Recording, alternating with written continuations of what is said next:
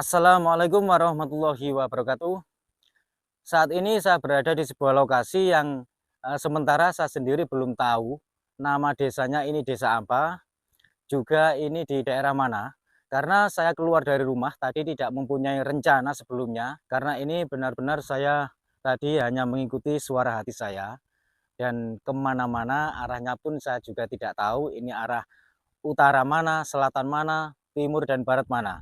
Oke, langsung saja saya akan mereview lokasi ini dan mudah-mudahan nanti saya menjumpai minimal salah satu seorang warga sini yang bisa saya tanyai langsung. Baik, langsung saja kita lihat bersama-sama lokasi sekitar sini. Saya akan coba untuk ke arah sini. Dan kebetulan di sana ada seorang bapak-bapak yang sedang berada di pinggir sawah. Mungkin bapak-bapak ini juga akan segera pulang karena ini waktunya sudah sore teman-teman ya. Sudah pukul 4.15 menit.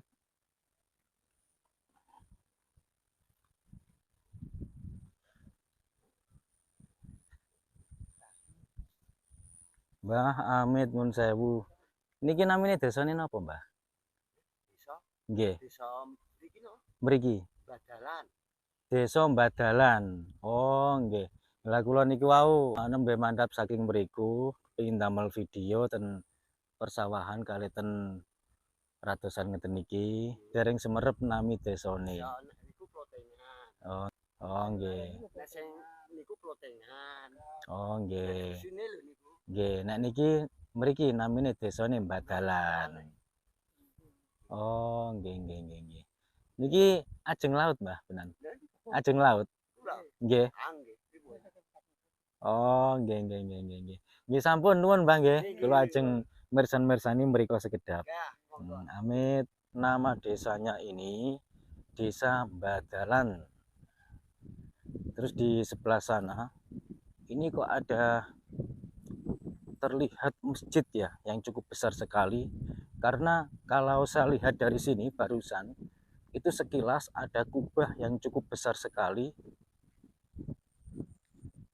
Ini bentar, ini masih tertutup daun-daun. Nah, ini bisa dilihat sendiri di bagian sana itu ada kubah masjid yang cukup besar sekali, terlihat jelas dari sini teman-teman ya. Meskipun ini sudah sore tapi cukup cerah sekali teman-teman ya. Ini kalau lurus ke sana ini jauh sekali teman-teman untuk berjalan kaki. Mungkin mentoknya sekitar berapa kilo ya? Untuk prediksi saya saat ini mungkin sekitar 1 kiloan. Itu sekedar prediksi teman-teman ya. Dan di sana juga ada beberapa adik-adik yang sedang bermain di pinggir persawahan. Sepertinya juga ada orang tuanya juga. Coba saya akan terus menuju ke sana. Ini rumah atau apa ya? Oh, bukan rumah ini teman-teman. Ini sepertinya dibuat kandang. Karena di sini banyak sekali, mungkin perkiraan saya itu adalah bekatul ya.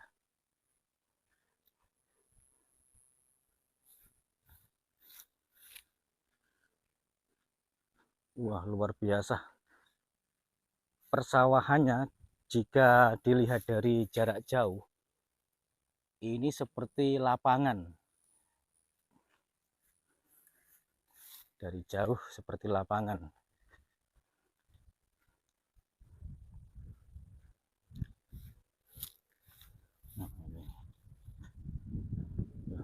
Bu, Amit nun sewu. Kok ten pinggir adosan ki ambakan? Pundi bapakne? Oh, nggih nggih. Lagi niku jenguk sabine. Oh, nggih. Oh, niki bapake. Pak. Oh, nggih. Lagi nanem napa, Pak? Oh, ngemes. Kula kinten nek nanem. Lah niku kula pirsani adike kali ibuke kok kiambakan ten pinggir adosan kaget kula. Ya sampun nggih, nuwun. Ya, saya akan coba untuk terus ke sana sebentar teman-teman ya. Bu, monggo nuwun.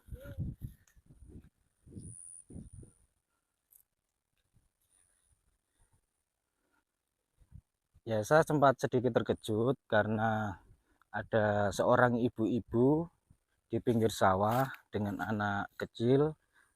Kecuali kalau seorang laki-laki itu biasa teman-teman ya. Tapi kalau seorang ibu-ibu, saya biasanya itu khawatir ada apa-apa di pinggir jalan sendirian. Dan ini ternyata dekat di sini.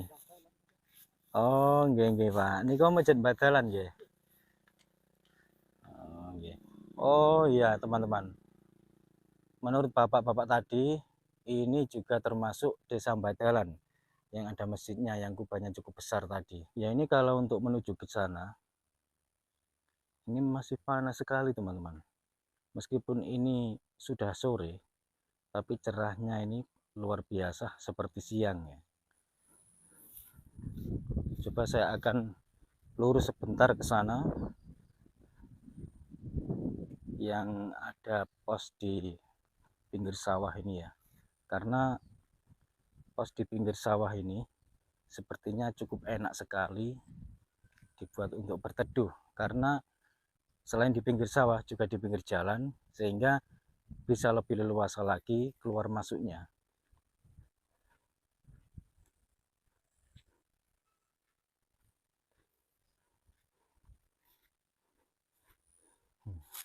Pak, nuwun sewu, badhe mampir ten pos mriki sekedap. Monggo. Oh, nggih niki pos jenengan. Nggih. Niki paringi asma Bapak sinten? Namine Bapak sinten? Pak Martono. Pak Martono, pemilik sawah mriki nggih. Mboten. Oh, mboten. Ning buruh niki. Wah, buruh. Nggih nggih nggih. Ya amit Pak nggih, nuwun sewu. Nah, ini posnya cukup nyaman sekali teman-teman. Apalagi di bagian atasnya ini genteng. Kalau di bagian atasnya genteng, ini cukup teduh sekali, cukup adem sekali. Berbeda kalau bagian atasnya ini terbuat dari seng atau asbes. Berbeda sekali. Sejuk Pak nggih ten mriki nggih. Oh, nggih nggih. Golek amal nek ana udan kabeh sing ngriki do ngeyup mriki. Oh, ya teman-teman, kata bapaknya ini pemilik pos ini katanya sekalian dibuat mencari amal ibadah. Barangkali ada yang mendadak kehujanan bisa berteduh di sini atau kepanasan juga bisa berteduh di sini. Berarti ini kan termasuk juga ibadah Pak nggih. Oh nggih nggih. Alhamdulillah. Oh mriko nggih nggih nggih. Ya mugi-mugi mawon amal ibadah jenengan diterami kanthi sae. Dateng kersane Gusti. Amin. Nggih nggih nggih. Donga didonga Pak nggih. Nggih nggih. Amin ya robbal alamin. Amin nggih.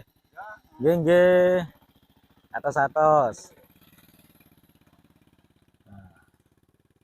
Ya teman-teman, baru saja kita mendapatkan sebuah pelajaran yang sangat berharga sekali dari seorang bapak-bapak barusan pemilik pos ini, bahwasanya kalau kita ingin berbuat baik atau kita ingin beribadah itu berjuta macam cara teman-teman. Nah, karena membangun pos seperti ini saja, jika ada orang yang mendadak kehujanan, kepanasan, dan ingin berteduh, itu juga merupakan salah satu amal ibadah kita.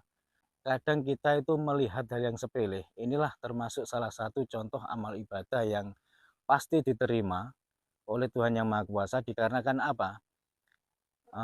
Jikalau kita menyiapkan hal semacam ini, sudah diniatkan dari awal, barangkali yang kehujanan bisa berteduh di sini, meskipun kita tidak tahu ada yang berteduh, nah, itu sudah termasuk bagian dari amal ibadah kita yang paling ikhlas setelah memberi sesuatu pada orang lain atau sesuatu yang kita ikhlaskan dari sesuatu yang sekiranya bermanfaat oleh orang lain, itu sudah pasti sebuah amal ibadah yang pasti diterima oleh Tuhan Yang Maha Kuasa, dan tidak ada ruginya karena tidak ada orang yang miskin karena bersedekah juga atau beramal. Justru rezeki kita itu akan semakin ditambah, itu pasti teman-teman. Hanya saja kita sering tidak menyadari pada saat kita mendapatkan sebuah rezeki yang tidak disangka-sangka, itu mungkin dari amal ibadah perbuatan kita yang dahulu-dahulu yang sampai sekarang baru diterima oleh Tuhan dikarenakan kita sudah lupa. Karena kalau kita melupakan sedekah kita ibaratnya ya, sedekah kita terus kita lupa, dan itu memang kita benar-benar pada saat memberikan itu tulus. Nah, disitulah titik keikhlasan kita dinilai oleh Tuhan Yang Maha Kuasa. Makanya ada unen-unen dari para sesepuh leluhur zaman dahulu yang pernah saya dengar, kalau memberi tangan kanan, jangan sampai tangan kiri ini tahu. Itu adalah sebuah kiasan saja teman-teman. Lebih tepatnya kalau dijelaskan secara detail, ibaratnya jangan sampailah kalau kita memberi sesuatu pada orang lain, memberinya itu karena pamrih, karena ingin diwah orang lain, karena ingin disanjung orang lain, ibaratnya begitu. Itu namanya tidak ikhlas atau kurang ikhlas. Apakah hal semacam itu tidak diterima ibadahnya oleh Tuhan Yang Maha Kuasa? Tetap saja diterima teman-teman, tetap diterima, hanya saja nilainya itu yang berbeda. Nah, maksudnya nilai di hadapan Tuhan yang berbeda. Karena tingkat keikhlasan seseorang itu kita tidak tahu, dan hanya Tuhan yang Maha tahu. Nah, ini mataharinya sudah agak sedikit redup teman-teman ya. Dan karena kita sudah menyaksikan bersama-sama di sini, sebaiknya saya akan kembali ke sana. Di situ juga ada seorang ibu-ibu yang masih berada di sawah untuk mengerjakan pekerjaannya di sawah. Di sini cukup antik juga teman-teman ya. Pembatas sawah ini sampai dicor. Nah, dan ini akan lebih baik lagi teman-teman memang ya. Karena tidak beresiko bergeser ke kanan atau ke kiri, juga tidak terlalu ribet dalam perawatannya.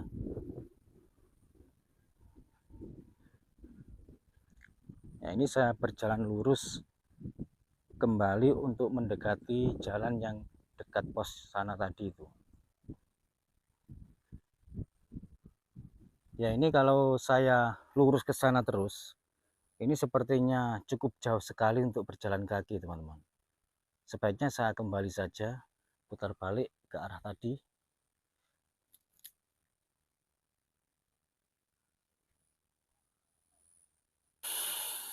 Sekarang saya sudah berada di perempatan pas saya pertama kali memasuki jalan ini untuk menuju ke sana tadi. Dan saya akan coba untuk menuju ke sana karena ini cukup bagus sekali ya. Coba saya lurus ke sana ini. Saya penasaran karena saya sendiri juga suka dengan keindahan alam teman-teman.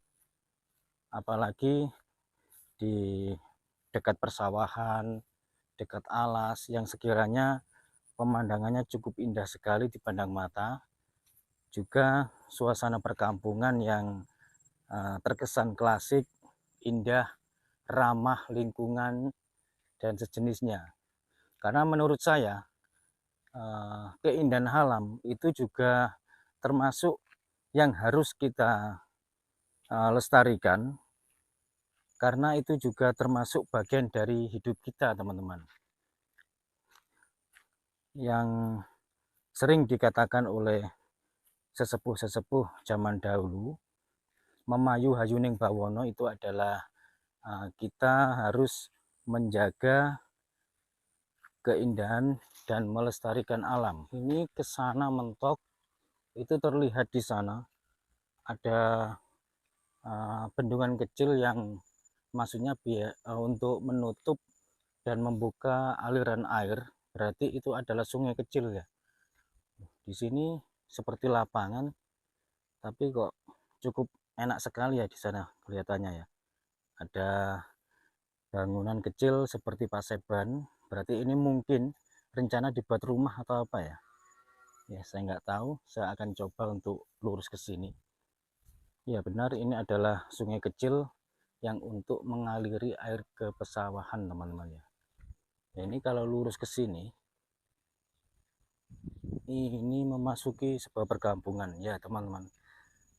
Karena kalau kita lihat bersama-sama, di sana itu dipadati oleh rumah-rumah warga. Tapi di sore hari ini perkampungannya ini masih cukup sepi sekali ya, dikarenakan masih banyak sekali masyarakat yang sedang beraktivitas di sawah, di perkebunan dan lain sebagainya. Baik, saya akan kembali ke sana untuk mereview di lokasi selanjutnya. Paling enak sore-sore menyusuri perkampungan dan persawahan begini, teman-teman. Apalagi didukung dengan cuacanya yang cukup cerah sekali, sehingga kita bisa menikmati segarnya udara sore hari di suasana pedesaan, juga suasana persawahan.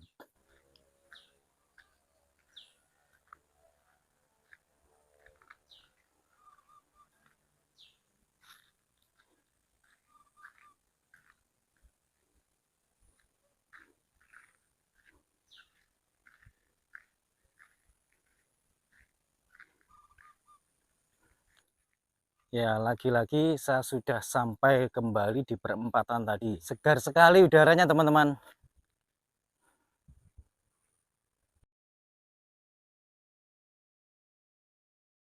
Nah, pada saat saya tiba di sinilah, tepatnya di Tugu Badalan, tiba-tiba mendadak suara saya hilang, bahkan suara-suara di sekitar saya pun juga tidak terekam oleh video saya, sehingga saya sambung dengan video ini. Dan ini memang benar-benar di luar dugaan dan di luar sepengetahuan saya. Dan setelah saya lurus menyusuri jalan ini untuk memasuki sebuah perkampungan, disitulah saya menjumpai salah satu seorang warga yang bernama Pak Heru. Seingat saya, pada saat saya bertanya tentang nama beliau, beliau menjawabnya bernama Heru Siswanto, yang lebih akrab dipanggil dengan Pak Heru. Pak Heru ini adalah seorang peternak ayam ras yang bisa dibilang sukses di kampung ini. Dan barangkali sahabat-sahabat dimanapun berada menginginkan untuk membeli telur dari ayam ras ini, bisa langsung saja ke Desa Badalan, Kecamatan Tempel, Kabupaten Sleman. Ancer-ancernya cukup mudah sekali. Sahabat-sahabat bisa langsung saja ke desa ini dan mencari tugu ini. Atau jika sahabat-sahabat kesusahan untuk mencari tugu ini, bisa langsung menanyakan ke warga setempat, peternak ayam ras bernama Pak Heru yang berada di Desa Badalan, Kecamatan Tempel, Kabupaten Sleman. Tentunya warga sekitar pun pasti mengetahuinya. Baik, sekian dulu dari saya, kurang lebihnya saya mohon maaf. Wassalamualaikum warahmatullahi wabarakatuh. Rahayu, rahayu, rahayu.